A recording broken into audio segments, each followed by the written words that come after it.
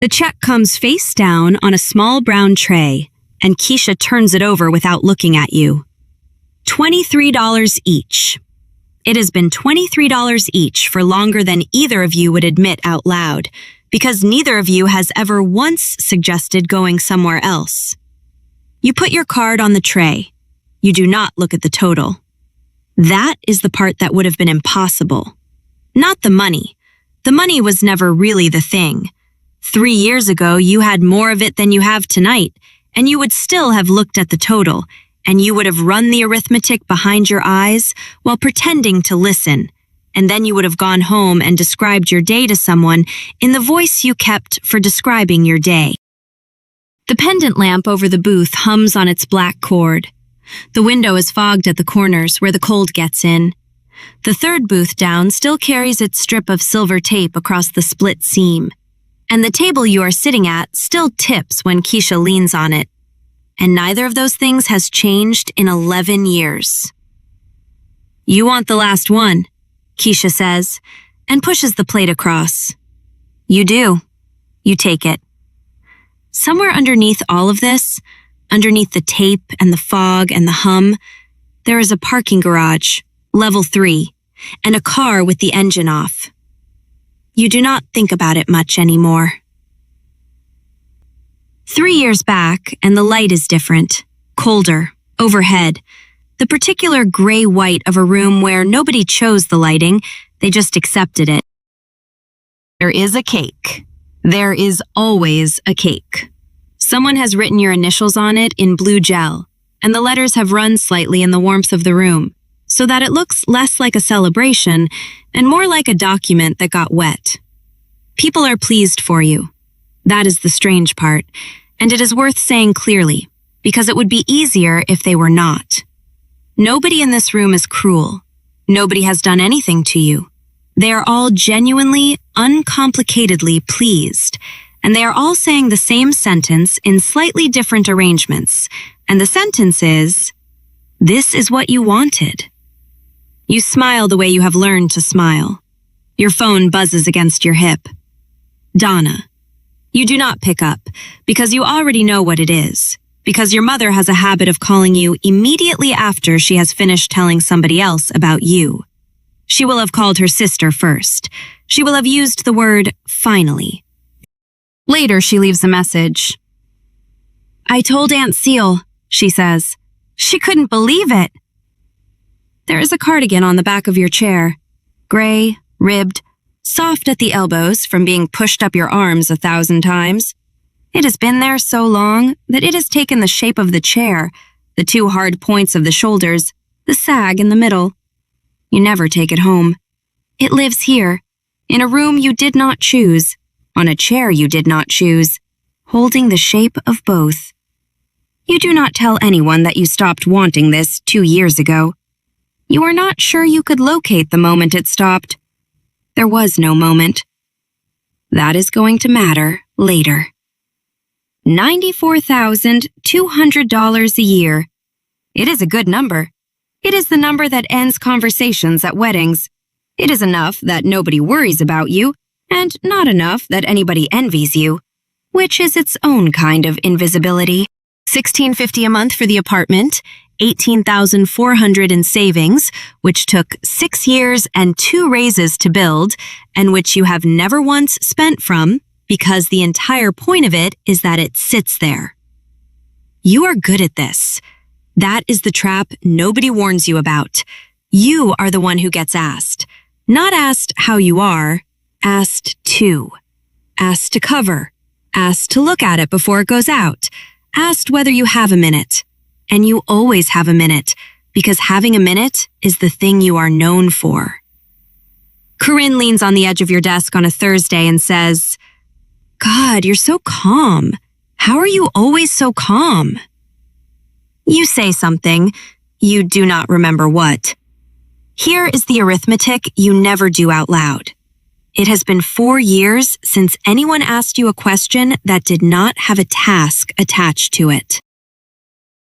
It's like the inside of the thermal carafe, faintly metallic, faintly burnt, and you drink 2 cups a day of it and have never once mentioned that you do not like it. You wear the same blouse on Tuesday that you wore on the previous Thursday. Nobody notices. You notice that nobody notices, and you file it somewhere below the level where you keep the things you are allowed to be upset about. On a Wednesday, you stay until 7:40 because something needs a second pair of eyes, and the building empties around you in the order it always empties. The loud group first, then the quiet ones, then the cleaner with the cart that has one bad wheel. You hear the wheel go past the door twice. You do not look up either time.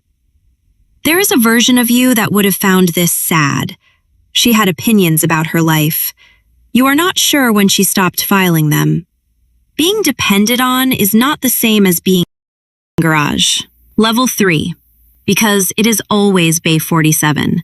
Because the oil stain there is shaped like a comma, and you started parking beside it years ago for no reason at all, and then it became a thing you did. There is no thought in this. You need to understand that, because you will spend a long time afterwards trying to find the thought, and there will not be one. You are not weighing anything. You are not deciding.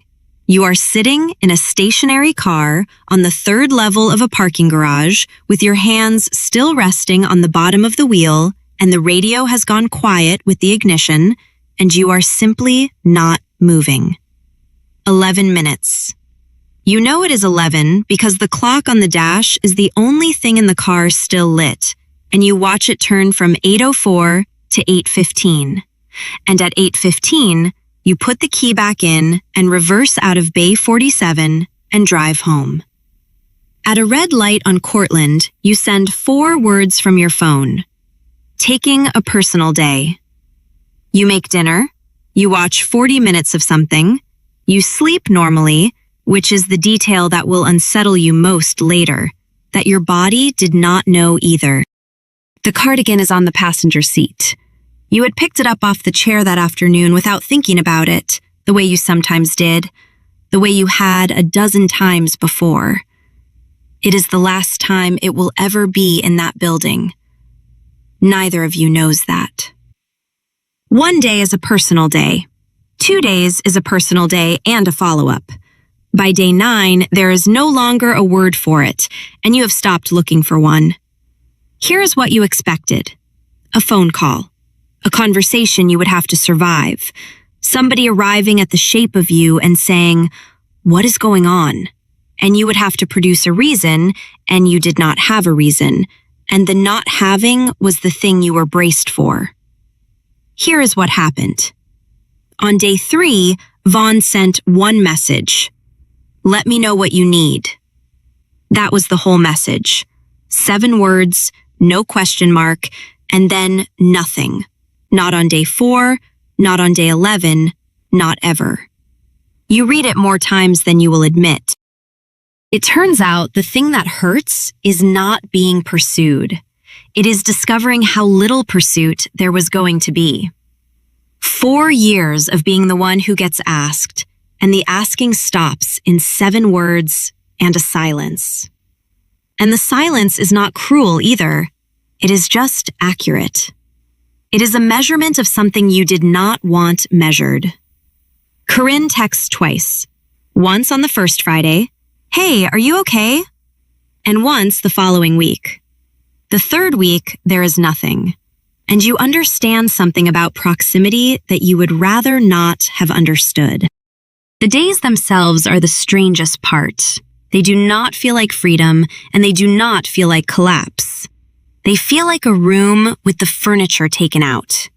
You get up at the same time because your body has not been told anything, and you make coffee you actually like for the first time in 4 years. And then it is 9 in the morning, and the entire structure of a life is simply absent. And you stand in the kitchen holding a cup and understand that you have no idea what you are for. You clean things that were already clean. That lasts 8 days. The access card is still in the side pocket of your bag. On a Tuesday, you drive there. You do not go in. You take the card out at the stairwell reader on level 3 and hold it against the plate. and the little light goes green, and you put the card back in your bag and go home. You do this again 8 days later. Donna does not know. Corinne does not know. The woman at the counter who sells you coffee 4 mornings a week does not know and calls you sweetheart, and you like it more than you have liked anything in a month. The money moves the way money moves when nothing is coming in. $612 a month to keep the health insurance, which arrives as a letter and reads like a fine. $16.50 for the apartment, the savings account you never touched, being touched, which is a specific and physical sensation, like pressing on a bruise on purpose to check that it is still there. And the question. Everywhere, the question. Donna asks it kindly, which is worse. I just want to understand what happened, she says, and she means it, and that is the problem. She has a shape ready for the answer. There was a bad manager, or there was a health thing, or there was an offer somewhere else. Any of those she can carry to Aunt Seal. Nothing happened, you tell her. Something happened, she says. The group chat asks it as a joke, which is also worse. Living the dream over there. You mute it on a Sunday afternoon and feel guilty for 4 days. And underneath all of them, your own voice, asking it in the third person the way you have been trained to. What is your reason? Because a reason would make this legitimate. A reason would make it a story instead of a failure. You go looking for one for 6 weeks. There isn't one. You sit with that on the kitchen floor at 11 at night, with the fridge humming behind you, and the thought arrives sideways and almost silently. You are allowed to not have a reason. Nobody says it to you. Nobody is there. It is not a triumph, and you do not cry, and nothing about the room changes. You just stop looking. You do not tell anyone that either, that you were more afraid of not having a reason than you ever were of the money. It is not a business. Do not let it be a business yet. It is a small thing that somebody needed doing, and you knew how to do it, and you did it over 4 evenings at your own kitchen table with the light on and nobody watching. $340. It lands in your account on a Wednesday at 2:14 in the afternoon, and you look at the notification for a long time. $94,200 a year used to arrive in halves on the 15th and the 30th, and you never once looked at the notification. Not once. It was weather. It happened to you. This did not happen to you. You do not tell Donna. You do not tell the group chat. You do not tell Keisha. And Keisha, being Keisha, does not ask, she asks whether you have been sleeping and whether you have watched the thing she sent you, and she splits the check at the Thai place down the middle the way she has since you were both 22 and one of you was always broke. You look different, she says over the pendant lamp. Different. That's the worst compliment I've ever gotten. It wasn't one. That night you drape the cardigan over the back of your own kitchen chair, and you notice that it is still holding the shape of a chair it has not touched in 7 months. 2 hard points at the shoulders, the sag in the middle, the memory of a room in a piece of cloth. You leave it there. There is $4,110 left in savings. That number should frighten you more than it does. Compresses now. And it compresses the way it actually does, not in a montage, but in a card that keeps working. Month 9, green. You are not sure why you still check. You have not been inside that building in most of a year, and you would not go in if the doors opened themselves. Month 11, green. The work becomes more than the 4 evenings. It becomes most evenings, then most days. Then a thing with its own hours that you set badly and then set better. There is a month that goes wrong, and a month after it that goes well, And you learn, slowly, that those two things are not a verdict on you. You are worse at it than you expected, and better at it than you feared, and both of those are survivable. You send an invoice with the wrong date on it and want to disappear into the floor, and the person writes back with 3 letters and a full stop and pays it the same afternoon, and you sit at your table afterwards feeling the size of the thing you had made it into. You meet Amara at somebody's kitchen island in February, a woman perhaps 6 years ahead of you on a road that does not have a name. Someone asks her what she does, and she says 4 words and moves the conversation somewhere else, and you watch her do it, and you understand that you have just been shown something. Later, by the sink, you ask her how she explains it to people. "Who's asking?" she says. You start to answer, and then you don't, and she smiles, and that is the entire lesson. In April, you sit across from Whitfield at the credit union, a man who reads numbers off a screen the way other people read a bus timetable. No encouragement, no alarm. He tells you where you are, flatly, and then asks if you want it printed, and something in you unclenches at being handed a fact without a feeling attached to it. "That's fine," he says. "That's a normal second year." In September, you go to the stairwell on level 3 with the card. The light goes red. No letter came, no conversation was had. A small red light in a concrete stairwell that smells of cold exhaust. And that is the whole of it. That is the entire ending of 4 years. And you stand there for a moment, and then you put the card in the bin by the door and drive home. You do not tell anyone that you had stopped wanting the apology somewhere around month 6. Face down on a small brown tray. Keisha turns it over without looking at you. $23 each, the same as it was 3 years ago, the same as it was 11 years ago, the same as it will be the next time. She puts her card down. You put yours down. You do not look at the total. The pendant lamp hums. The window is fogged at the corners. The tape is on the 3rd booth, and the table tips when she leans on it. And you are wearing the gray cardigan, which fits you now instead of a chair. Nothing dramatic happened. That is what nobody will ever quite accept, and it is why you have stopped offering it. There was no confrontation. Nobody wronged you badly enough to make a story out of. You did not walk out. You did not give notice. You parked on level 3 one evening in October and sat for 11 minutes with your hands on the bottom of the wheel. And then you drove home. And then you kept not going back, one ordinary day at a time, until the not going back had been going on so long that it was simply where you lived. Donna has stopped asking. Not because she understands. She does not. And she will tell Aunt Seal something slightly wrong about you for the rest of her life, and that is allowed now too. Keisha has never asked once.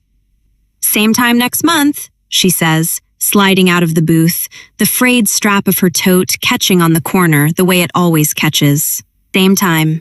You step out into the cold. Somewhere across the city there is a stairwell on the 3rd level of a parking garage with a card reader that no longer knows you, and a bay with an oil stain shaped like a comma, and a chair in a room you did not choose that has forgotten the shape of your cardigan by now. You do not think about it much anymore. That is not the same as having won. It is better. It is quieter. It is yours.